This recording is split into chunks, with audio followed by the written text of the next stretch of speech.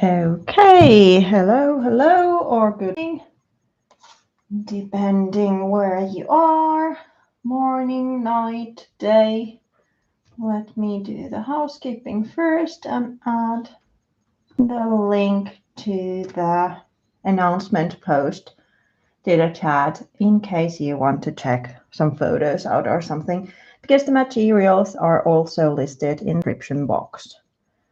There's still a couple of minutes before the time is 8 p.m. here in Finnish time, so let's up for a while.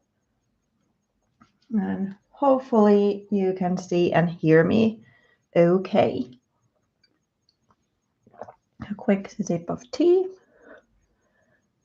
And then this is something I'm recreating today. Kind of a, eclectic card, because there's a little bit of this and that here. And that was kind of the point. Hopefully to inspire you to go beyond the normal or regular bought embellishments, make some of your own and turn little leftovers to embellishments. So let's get started in a minute.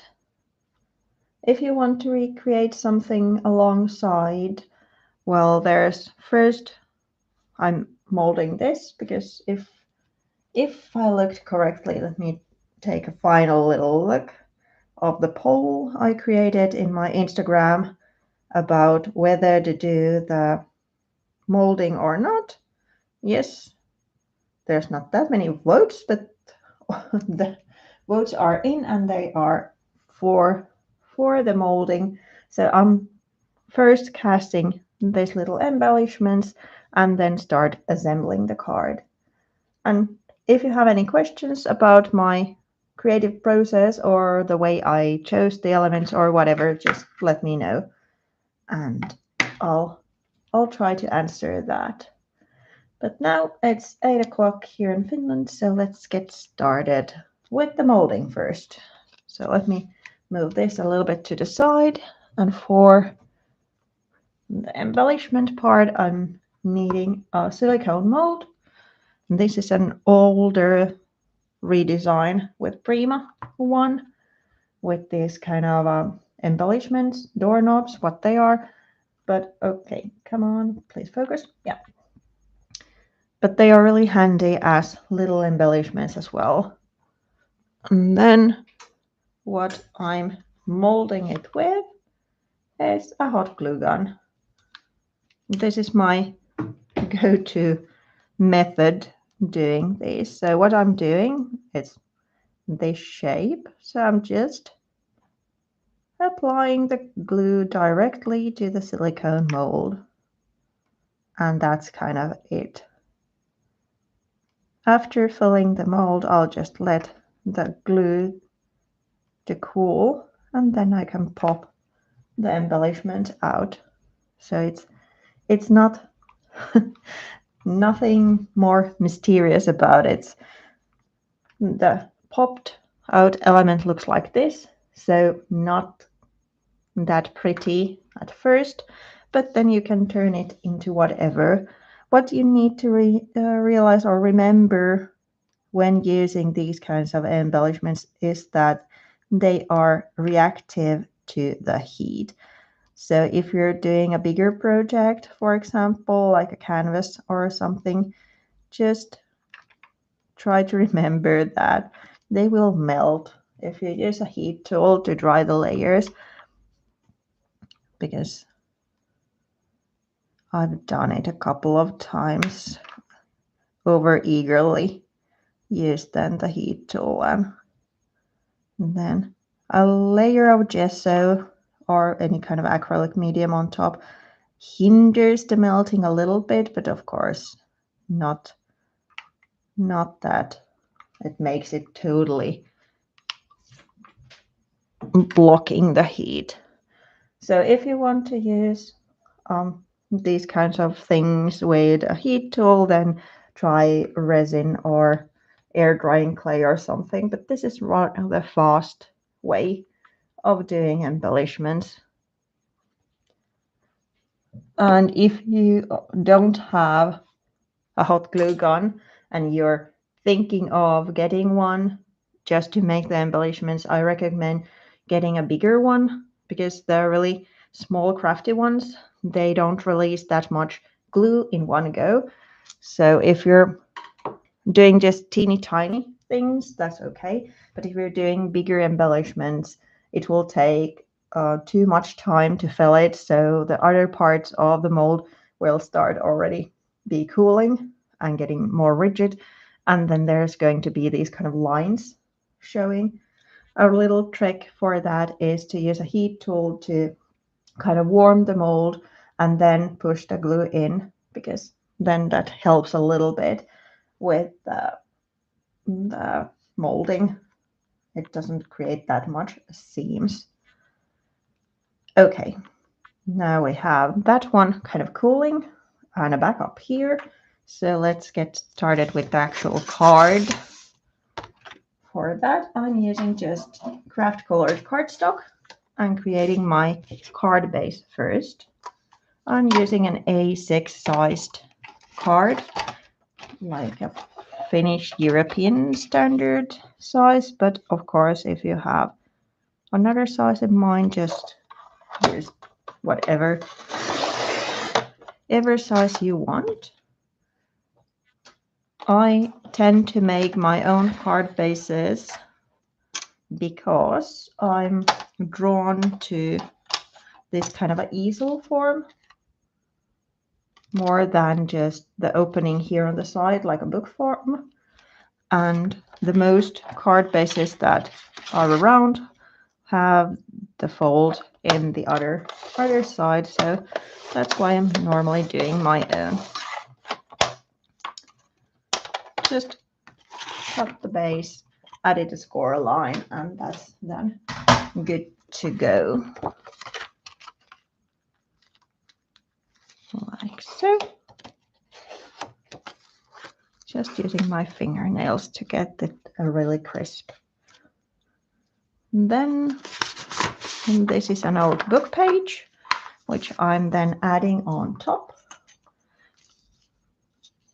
Let's start with this side, for example.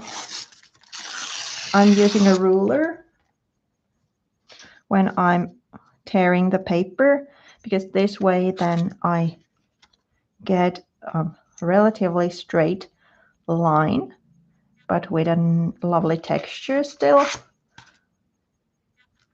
Because if you don't use the what is this? Ruler. Then the paper might tear from a kind of a wrong spot.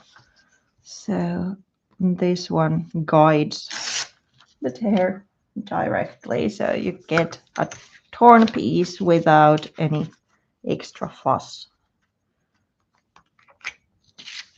Then one more there. As you can see, I don't measure, I just go with the flow and kind of measure with my eye the size. I then use double-sided tape to add the piece to my card base. This is something that I actually rarely do. I often add another piece and work on that, kind of the center piece, and then at the end attach the center piece to the card base. But this time I thought to make it a little bit different and instead added the focal or the centerpiece already here. Partly because this is really like thin paper, the old book paper. So in order to work on top of that, I would have had to mount it on top of cardstock, because otherwise it will warp. And this way I don't need an extra layer for that. Now let's add some paint over here, and then I'm ripping another part.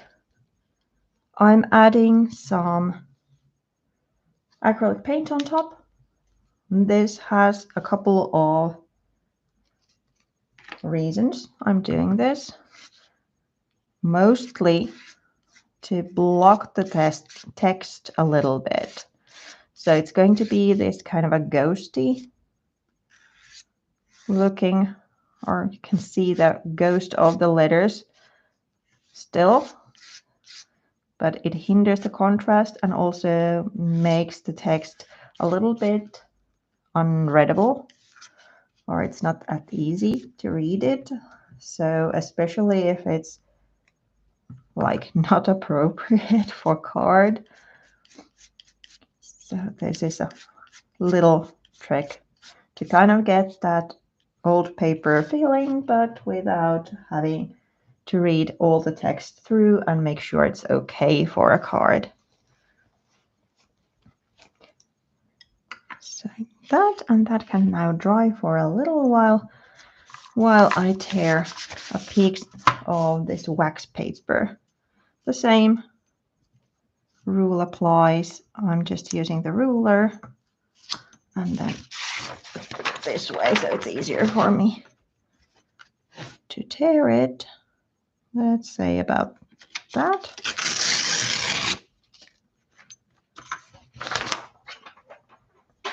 And well, my go-to often when I'm making something is color. And I hope that this card looks like it's okay and looking good. And partly, at least to my eye, it's got to do with the colors.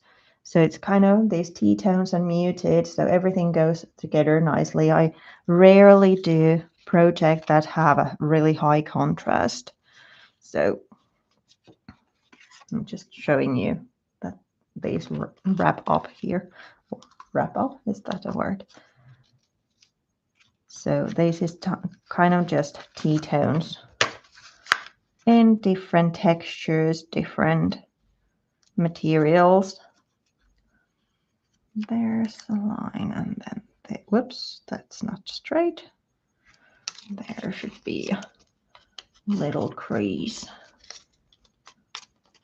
relatively middle, and then just double-sided tape to secure it in place.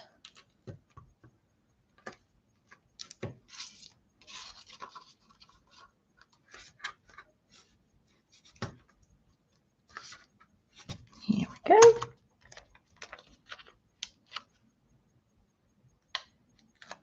And just dropping the leftovers to the floor and then need to clean afterwards. Come on. Why I'm adding this here? Well, it's the first layer for the focal point. So because I'm doing this card this way, so it's a little bit like vertical, more vertical than horizontal. So I'm building a block of horizontal. So it's kind of like making these intersections of lines and to draw the eye in. I'm not constantly, let's say, when I'm building a card, thinking about these. They come just when I'm creating. It's just I'm following my eye, but I guess the rules are there, and then I follow them. Then now we can put this aside for a while and do the focal points. For that, I'm needing a piece of the same cardstock, this one. Then the stamps. Let's do the white first, because I'm using embossing powder, so I needed to think which color to do first, but I'm guessing it's better if the black has a couple of straight loose white ones than the white one having a couple of black ones, especially that the white ones are these fruit parts, so maybe not black for those. I first tried to use white powder also for the lady, but it looked really weird because the design has these shadowy parts that are stamped. So it looked totally weird just having white there. Maybe if I would use then other colors to kind of color this little image, it would have gotten better, but I decided to do the little segments of lemon, or well, I color them with yellow here, so they are more like lemon than oranges, but these fruit slices and little segments. So white goes there. Okay, but for the lady it looked just weird. Better to go with the darker color, kind of like the shadowy color, as the design is meant. Maybe I'll just put it there. So this is just watermark ink, and I'm stamping. These are PaperArtsy stamp that I'm using. I'm stamping the design to the same cardstock I used to create the card base, so it's all matchy that way. Let's put a cap on here, and then swap to the black. And now I'm trying to go away from the white ones so I don't get those contaminated. I could have embossed the white ones first and then went with the black one, but I'm being a little bit lazy today and just doing them all in once. If you're just joining in, hello, welcome. Let me know if you have any questions. And then let's emboss these.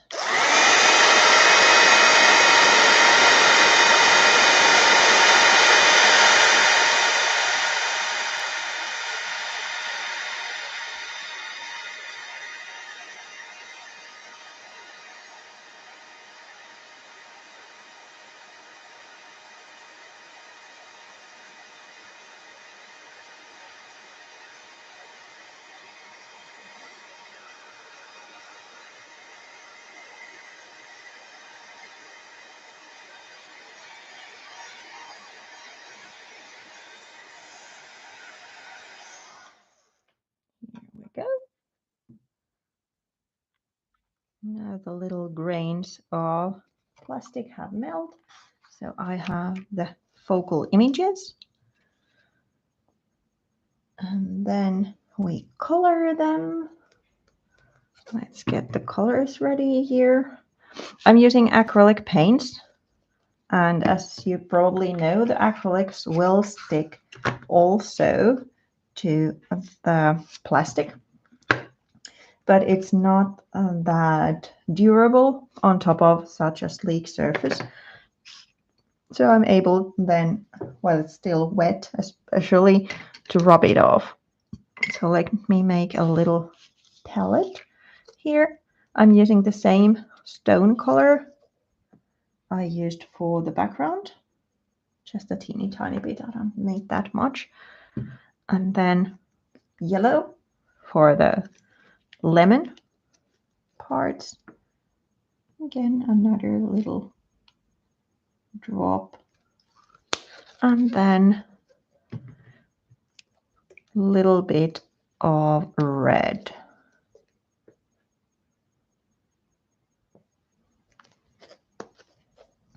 If you want to specific colors, they are in the description box.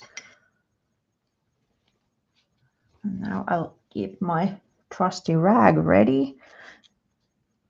On the other hand, if I then color it too much, I can always go back and make another one.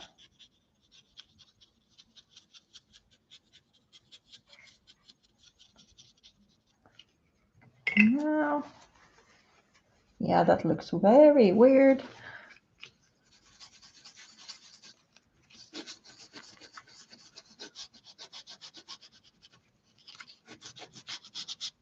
I'm wetting the rag and then just going over with the wet rag to remove the paint. Maybe I need to be a little bit more quicker. So let's do the peels.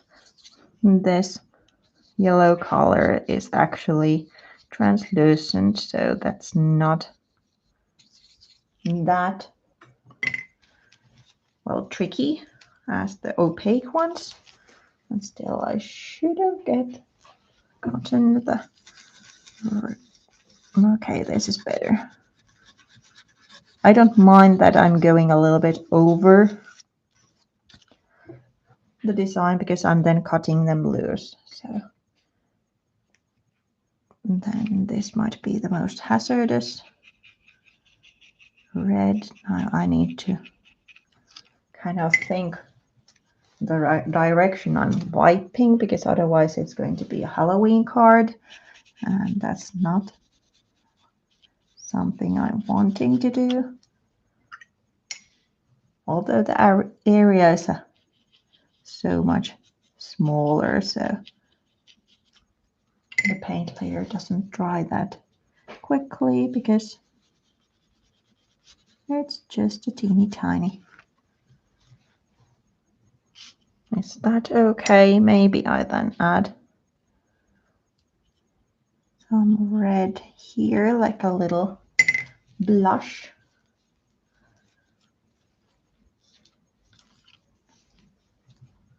I'm thinking, because I still have the paint here, to add. There's kind of missing something from the other cheek, so let's go over that area.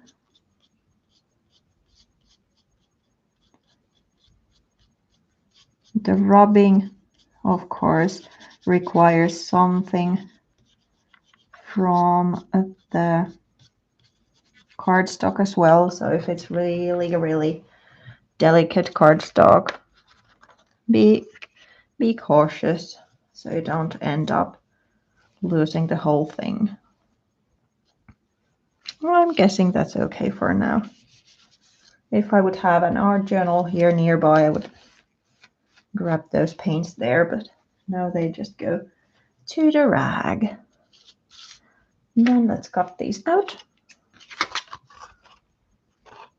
If you don't have stamps and you want to create something like this, well, then check out magazines. Use cutouts to make the focal point, or pattern paper. For example, can you cut out an element from pattern paper, and it doesn't have to be paper meant for crafting. It can be gift paper or any kind of paper that has patterns. So just use anything and everything.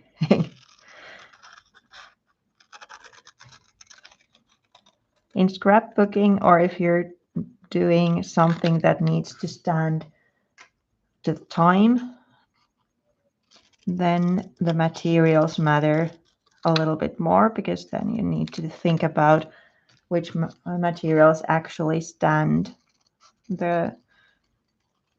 Is it a saying in English also, teeth of time? But you know, like that they will stay okay, especially if you're using photos, then, or using everything and anything might not be the case, because then you might end up ruining your photos. But if you're just making a little card that's kind of meant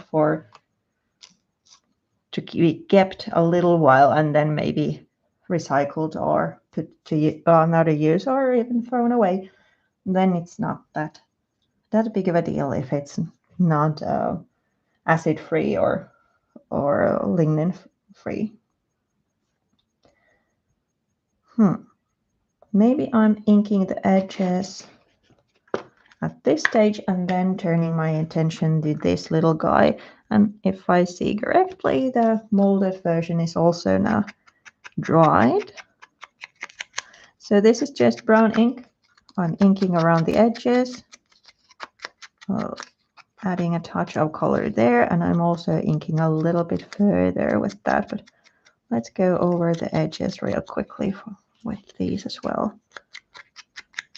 I find that this creates a little definition to the embellishment, and especially in cases like this. This is already die cut from A.B.Studio. Again, it could be something you stamp or cut out from a magazine, but especially because there's this white area here showing. So I find it handy to go around it with the ink, because then that kind of masks the white.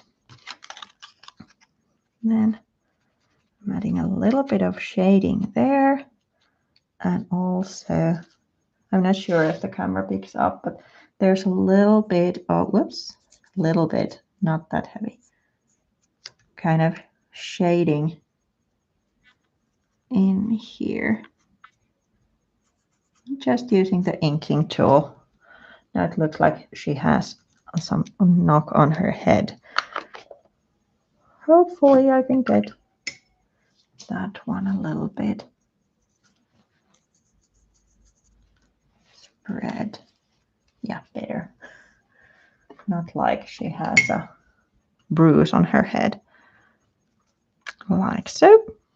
And then let's move these aside for a while, and I bring the mold here, because these are now all cooled and can be just popped out of the mold.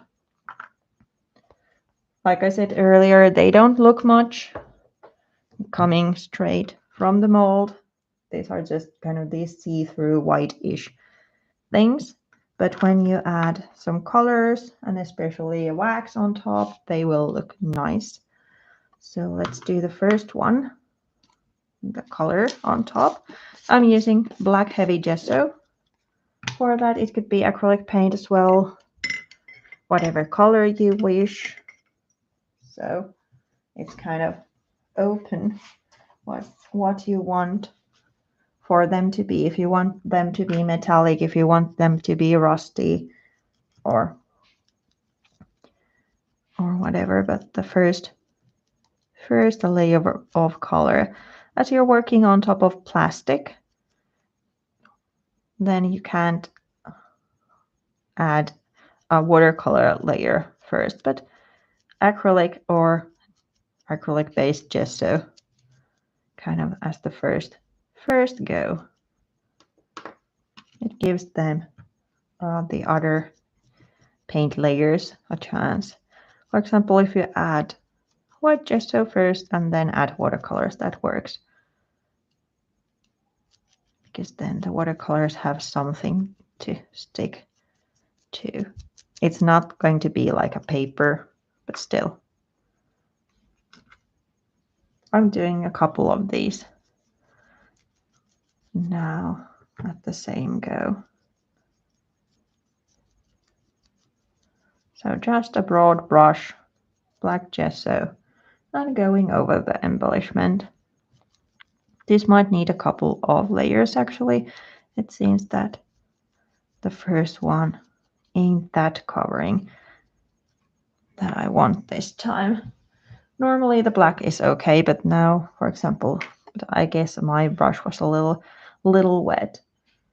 So now I'm doing something I normally don't. So I'm using a heat tool to quickly dry the first layer of gesso, but then I'm leaving them air dry for the other layer.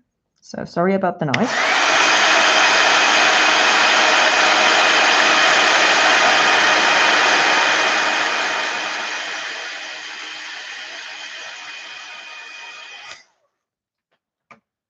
So really quick dry.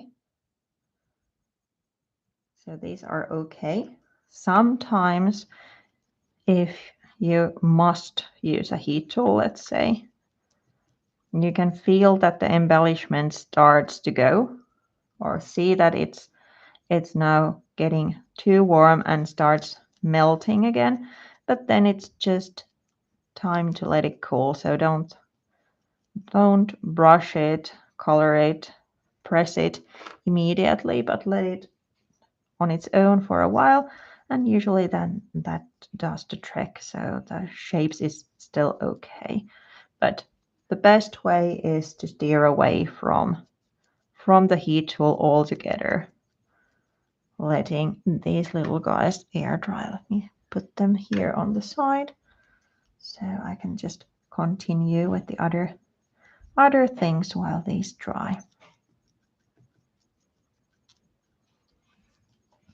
If you're creating a see-through project or something that the back is also visible, then of course paint the back as well. But as I'm using these as flat embellishments, so they are not that raised or anything, I'm just covering the tops.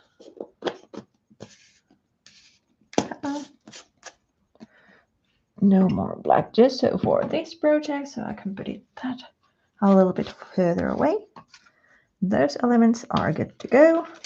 And then I have this little thing here. Where are my scissors? There. What this gauze-like thing is a used, opened and dried tea bag. I really like how delicate it is, and I really love how the color of the tea has absorbed to it. So it's not just this kind of solid color, but it has a little bit of pattern created on its own. As you can see, I just used a stapler to make it put, because I want to save this fluffiness it has. If I would use a double-sided tape or craft glue or something, it might then cause this to be more sturdy, and then it's not that kind of gauzy and fabric-like anymore. Although it is the base layer. So I'll add, and I did it with that as well, I add a couple of drops of glue here underneath kind of the whole thing, because then this will support it. Now we have that there, and then let's do the focal cluster. I die cut this earlier. This is a gel print, or a piece of it, die cut with a circle die, and that creates kind of the background for the focal point. And why I did this, it's also kind of bringing the eye in, because there's this circle kind of frame thing around the whole thing, but it makes it easier for me to actually make the whole composition, because there's kind of this base for it.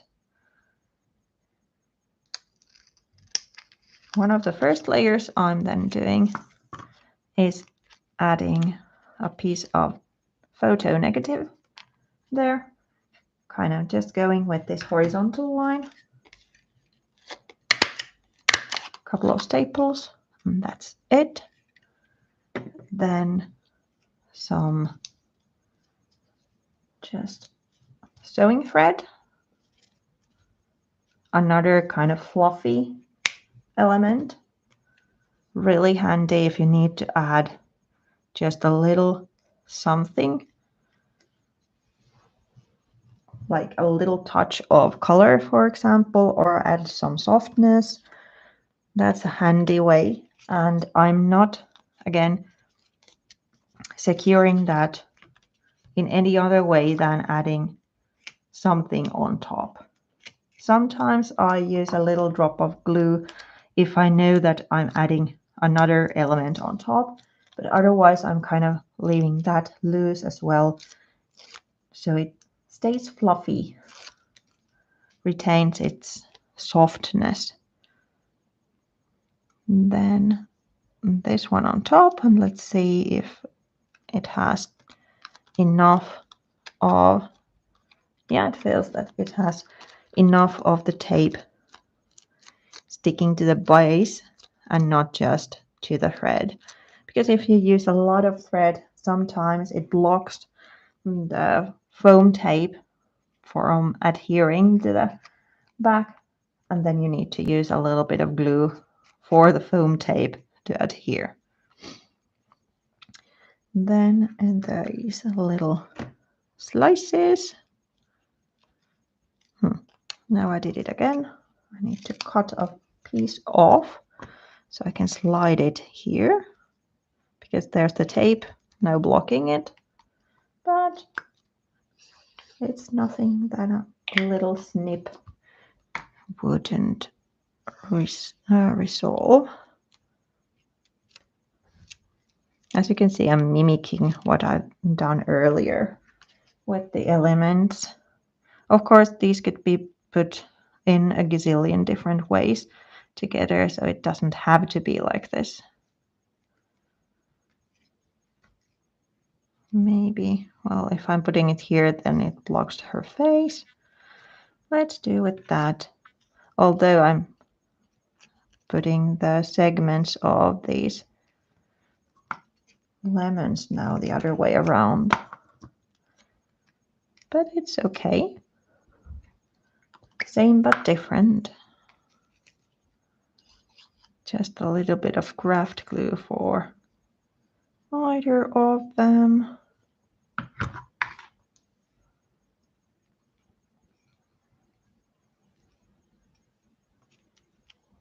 There. And then this one about there.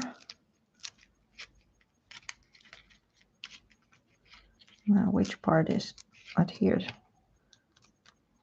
This one. The whole cluster is still loose from the background, but I'm going to put it there. Maybe I'll just pop that in, and then we can use wax for that embellishment and create a sentiment, and then the whole thing is almost done. Just kind of the idea for this card, for this live, was that I get these comments that my projects are filled with details and there's different materials, so I thought to make a live about it, to use something like, well, different textures, different things that you might have either already available or accessible, or make you think that maybe you can get some of the embellishments for cards, for example, from a thrift shop, or use items in a different way. For example, I like to use old buttons as a finishing touch, or embellishments, because there's, well, a great array of colors and different patterns available, and there's usually, well, I own a bunch. I inherited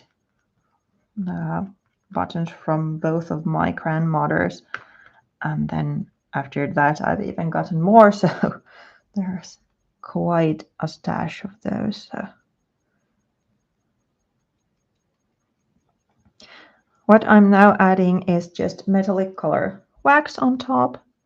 So there's like the difference. That's all the 3 stages. There's the mold and embellishments with hot glue, so it doesn't look like much when it's starting. Then it's just a blob of black, when you add the black gesso on top, and then it comes already a little intriguing embellishment when you add the wax on top. If you don't have wax, you can use a dry brush golden acrylic paint, or it doesn't have to be golden. It could be like emerald green, for example, as well for different projects. So I find this hot glue molding really handy, and I've been showing it a couple of times, but as now the vote were in that show it again, I did it. So let's add this one here. And well, something I need to mention as well is what you can see from both of these is not to be afraid to hide something or put something on top of something. Because when I started, of course, I had these wonderful different embellishments and papers, and they were beautiful and I liked them and wanted to show as much as possible from them. But in the end, at least it's more pleasing to my own eye to make a cluster. So there's layers upon layers and something is hidden than to put everything in its own place. Of course, if it's a kind of grid design, that's a different thing. But otherwise, this kind of layering is my thing. So at least try it if you haven't done that before. And with something underneath, let's say you can always like cut this kind of embellishment in half, and then you have two embellishments in the price of one, so to say. Now the final two touches is the sentiment and then some just rhinestone stickers. And the base for the sentiment is actually a little bit of wood. These are something that come with canvases that are meant to be used to pull the canvas tighter in its frame, but I often just leave those off, and then I have a bunch of these, and these also make, if you make these bigger assemblages, these make handy little bases, let's say, or act as the first layer, but they are even possible to be used in card making. So the same thing as with the focal points, I stamped using watermark ink, then added the embossing powder on top, and then next time just using the heat tool to melt the powder. Let me just get the extra powder back to the jar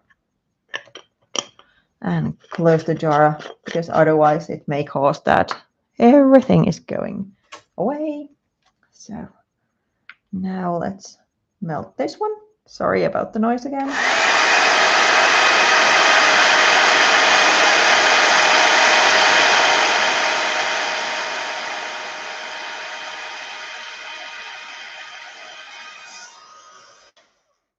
we go. It's such an absorbing surface. So when you start to melt the powder, be really careful and quick about it, because it starts to go to the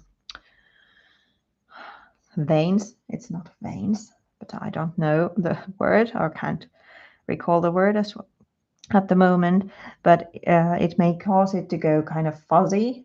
So just be quick about it. Or then use paper if you want really crisp. But I thought it was a fun little detail to be added. This piece of wood stating happy. And this, well, the happy is actually from this lawn fawn hang in there stamp set,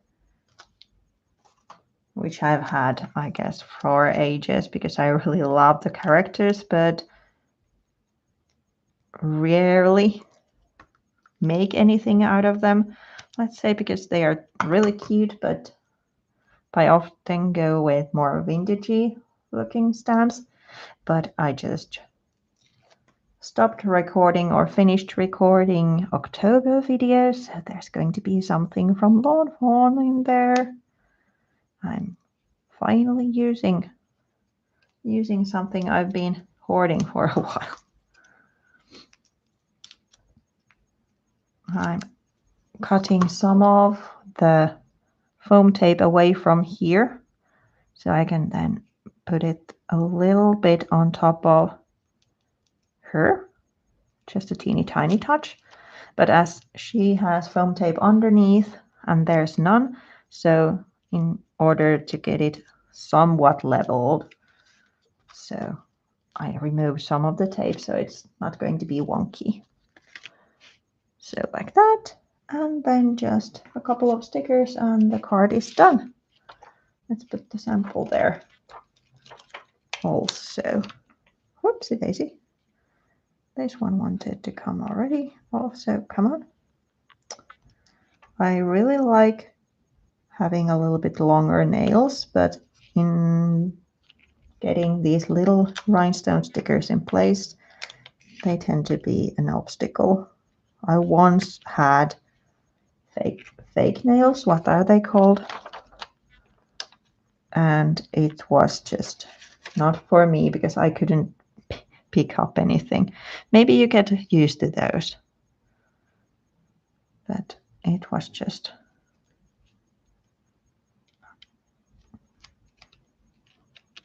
not a nice side.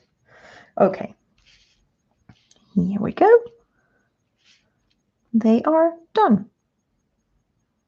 Now that I'm looking at this, I would like to have a 4 stitch line or a drawn stitch line here. So maybe I'll grab a paint marker and do that. And if you have any questions, now's a perfect time to think about those. Let me just grab the pen and be back. It's right here, so it doesn't take too long.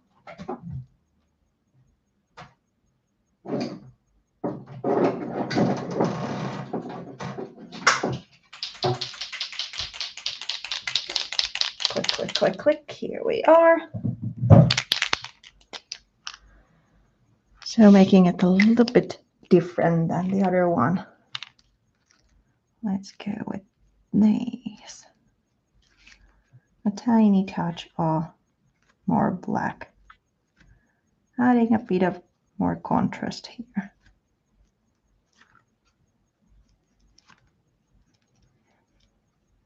I think this needed a little bit of the black. The other option, if you have, is it a scoring wheel? Like this little sewing thing that you use to trace the patterns that creates teeny tiny holes. It's then handy if you want something, another texture, a little detail, but nothing too visible. So that's then handy. But here I thought that a little extra contrast is the thing.